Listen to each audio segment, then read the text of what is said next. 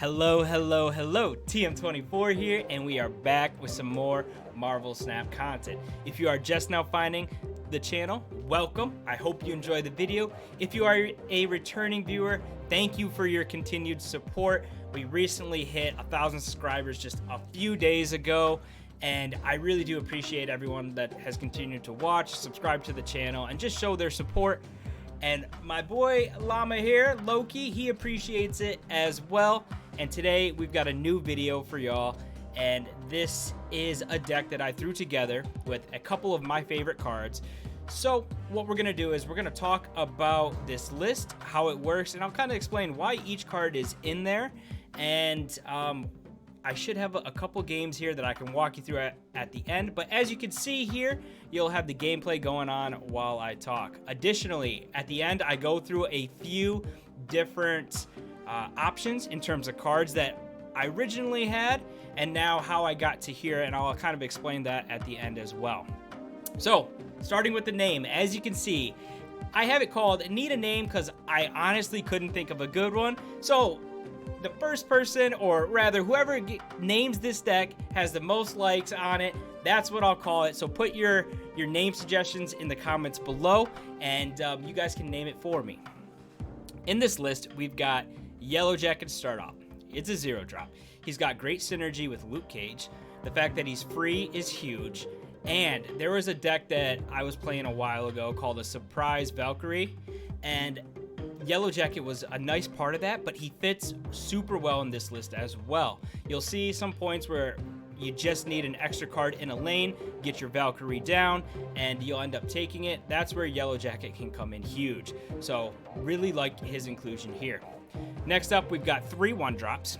We've got the Hood, who is great, 1 for his demon. He's also got synergy with Carnage, synergy with Viper, and actually synergy with Valkyrie as well. So the Hood has just a ton of value in this deck. Same can be said for Ant-Man. Obviously, not the synergy with Carnage or Viper per se, but great synergy with Valkyrie, first off, and then is actually a huge piece of kind of that surprise package of it. You can see it here in this game that's currently going on. We're going to get Valkyrie down in a lane. Ant-Man is actually going to be buffed even higher than, his normal. He's going to be set to 3 and then get his +3 as well. So Ant-Man is great with Valkyrie. Our next 1-drop is actually Zero. Now Zero, I love in this deck for a couple different reasons. We've got a few cards that we'd love to cancel out their abilities. Sentry, Typhoid Mary, and Red Skull are the big ones. We don't mind canceling out Yellowjacket as well. Additionally, you can just kind of play Zero at the end of a turn, or at the end of like turn 6, and just get that 3 power. So Zero fits into this deck super well as well. Carnage, we talked about Carnage's synergy with the Hood already a little bit. Additionally, has pretty good synergy with Sentry's The Void, and you can kind of gobble up potentially a Yellowjacket, maybe even Zero, just to get that that Carnage buffed up. He's also clearing your lane of any junk that's thrown over there. Maybe it's rocks, maybe it's squirrels, maybe your opponent put a green goblin on your side. Carnage is great at eating that up. Luke Cage. Now, Luke Cage has really nice synergy with Typhoid Mary, Yellowjacket as well, and it also acts as a really nice counter to all the high evolutionary decks. Now, I haven't been running into as many of those recently, so Luke Cage kind of feels like a flex spot as well right now, so he might be one that I replace, but we'll talk about all these different cards that we had in this deck at the end. Viper I love in this deck as well because we've got the Hood. We've got, we could throw Yellowjacket over if we wanted to. We get to toss some of those squirrels, some of those rocks. Maybe we send back a green goblin. Maybe we even send the Void. Sometimes that's just enough to actually win you a game. And as you can see right here, we got the Void down, and Viper's already ready to come through. -10 and taking up a board slot is really, really tough to come back from. So I love Viper in this deck. Next up, we've got 3 4-drops. And I am a huge fan of Dracula. You can't counter him. So as long as he's hitting something strong, Dracula is amazing. And Dracula has a few different targets in this deck: Sentry, Typhoid Mary, and Red Skull. Now, all 3 of those can also be played out, and they have those other pieces that we talked about that they have synergy with. Typhoid Mary with Luke Cage, Sentry with Viper, Carnage, Red Skull with 0/0 with all 3 of them. So all 3 of them, all these big cards, these targets for Dracula can also be played out. So you're not relying on Dracula to hit one of them. Sometimes it's better just to keep Dracula in your hand and actually play these cards out. Sentry is the next 4-drop we've got. We talked about Sentry a little bit here, but that Void can be great. We can send it over with Viper. It acts as a, filling a board slot for our Valkyrie. Our opponent might think we have no way of coming back, but Valkyrie coming through and flipping that lane can be huge. Typhoid Mary, again, another great target for Dracula. We talked about the synergy with Luke Cage. 10 power is just a lot. Playing 0 and just getting a Typhoid Mary out or a Sentry out is huge. So I really like these high power 4-drops. Next up, we've got 2 5-drops. We'll start with Red Skull since we already talked a little bit about his synergy. We've got 0, and that's really the main piece there. But Red Skull is also a really, really nice target for Dracula. You can see in this game right here, we're going to be able to flip our Valkyrie, flip that Void over. We're going to take that lane, and our Dracula is still going to hit either a Typhoid Mary or a Red Skull, and that's just huge. So I really like Red Skull. A lot of the times, a turn 6 play of 0 into Red Skull for 17 power that you could potentially split up is a great turn 6. So, love Red Skull in this deck. And then finally, there's Valkyrie. It has some of those surprise Valkyrie elements to it, where you fill up the lane and then you play Valkyrie on 6, obviously setting all of your opponents and your cards down to 3. But the cool thing is, if you hit your Ant-Man, you're going to be up in that lane. If you play a demon afterwards, you're going to be up. If you have Luke Cage out, you can feel fine to Valkyrie on top of a Sentry or on top of a Typhoid Mary, because it won't actually reduce their power. It will only bring it up thanks to Luke Cage. So I really love Valkyrie in this list as well. A lot of people are not expecting Valkyrie to come down, so you can catch people by surprise. Recently posted a short, so if you guys have watched any of them, you probably saw Valkyrie actually won me a game against a Galactus. My opponent was expecting a Shang-Chi. I think he even commented that, saying that he was expecting Shang-Chi, but Valkyrie ended up coming through, setting all of his to 3. We ended up playing, I believe we played a demon at the end and taking that game against a Galactus. Super great feeling, but that's why I love Valkyrie in this list as well. So I should have a few games here, but we'll catch you up to speed right now. As you can see, we're able to get Luke Cage out. Let's back up. Turn 2, we're able to put Viper down and send a squirrel over and take up another board slot on their side with that squirrel. So that already puts us ahead in Central Park. Then we come up, we're able to get Luke Cage down on 3, and on 4 we have Typhoid Mary ready to go. Now, being able to put Typhoid Mary actually into this Mojo World lane is huge, because she is now protected, 1, thanks to armor, but 2, her negative ability is not affecting the rest of our cards, so we aren't worried about it. Just like this as well, we're trying to consider, do we play Yellowjacket, then eat it up with Carnage? Do we go maybe 0 and try and get Red Skull down next turn?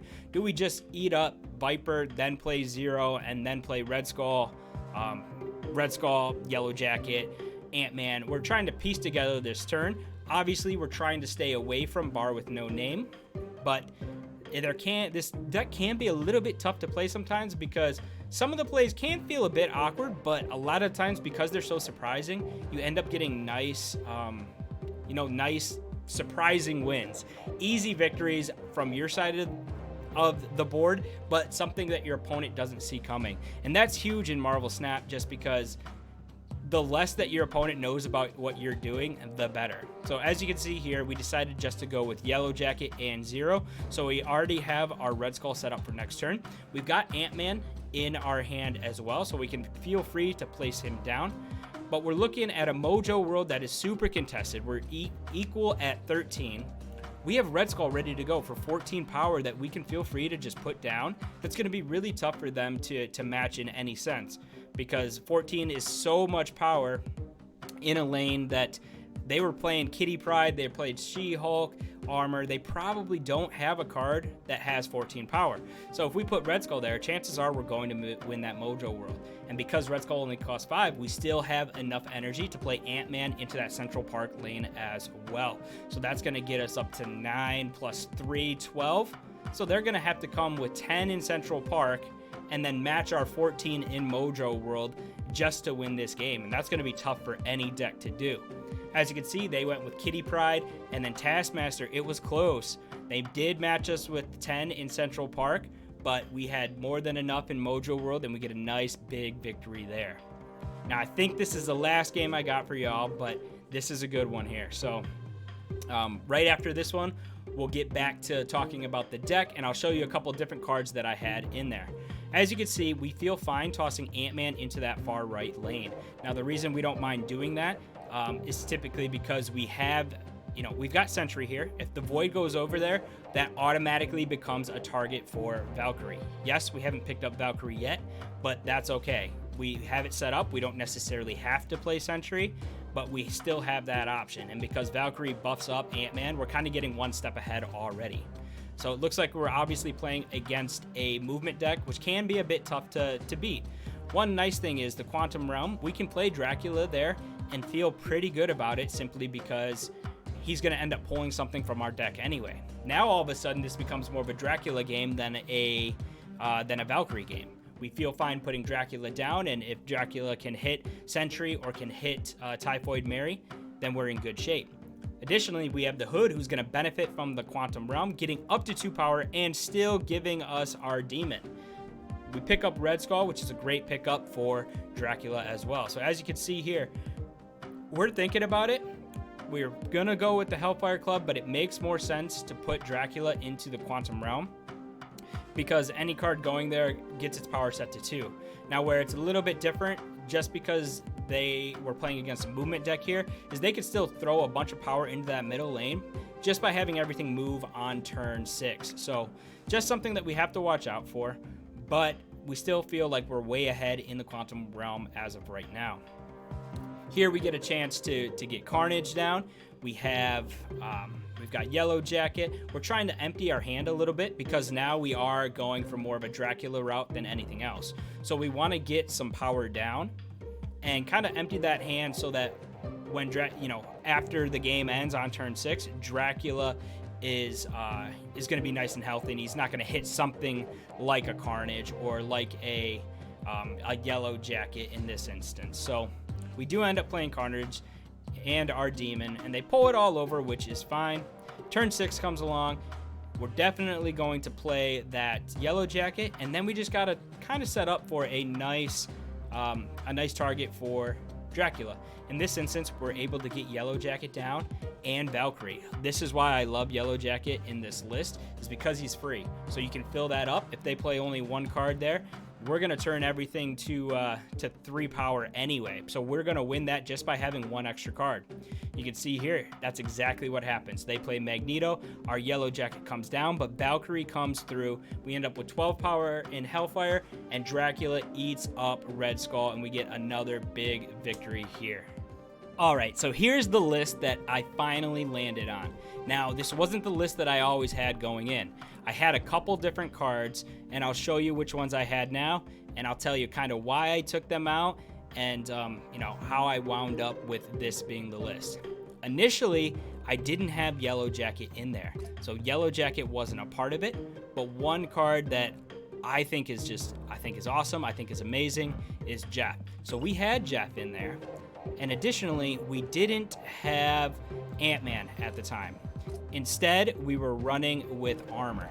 Now, my thoughts behind this were Armor would be great to protect things like our Sentry, Typhoid Mary, Red Skull, things like that.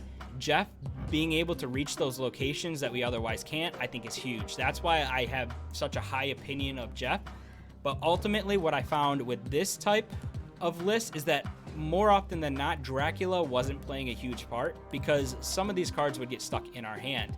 Yes, we could always piece together a turn 6 of Typhoid Mary and Luke Cage or something like that, but a lot of the times, so many 2 costs is just a little bit tough, which is why we moved away from it. Our first one to go was Jeff, and that's where we came in with Yellowjacket. So that was the first initial move. We wanted to keep armor in as protection. I still think armor is solid in this list.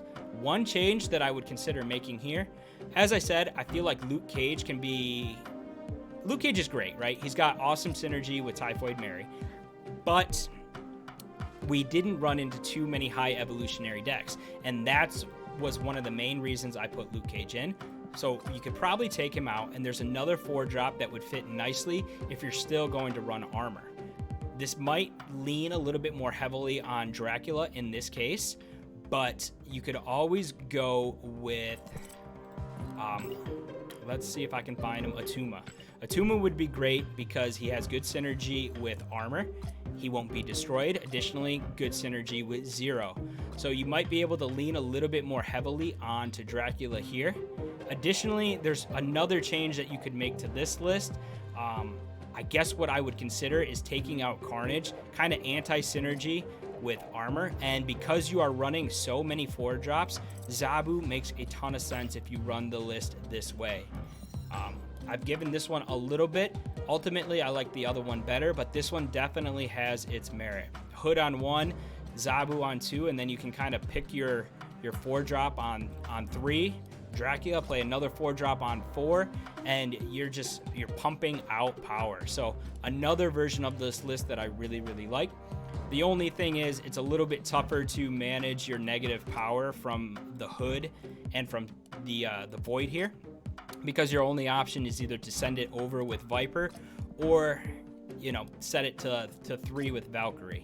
So there's just that. I do like this list, but it can be a bit top heavy. So if you have a poor draw, you might not be playing till 4, and it might be tough to come back from that. What's nice about that, though, is that cards like Atuma a lot of times can stand in a lane on their own, forcing your opponent to commit resources there to contest, meaning you could potentially pick up those other lanes. So this is another version that I've played, and I think is solid. It just feels a little bit too heavy sometimes, which is why I ended up taking Zabu and armor out, and instead going with Ant-Man, because I think Ant-Man makes a ton of sense, especially if you're running Valkyrie. And then I just gotta find my other 2-drop here, which was Luke Cage. So like I said, this could be another, like a flex spot. I had Luke Cage in there because of Typhoid Mary and the high evolutionary decks, but you could swap this out for something different as well. Something to potentially consider would be Sauron, because we have a few negative ongoing effects, and if you run it this way, you would obviously drop a Tuma, and you could add something like an Ebony Maw. So if you run it this way, you got to keep that Ebony Maw in your hand. Ebony Maw then would be a great target, not target, but being played with Valkyrie on 6. So as long as that lane is filled, you can then come with Ebony Maw over the top, and it's essentially like playing a demon just with 1 better power.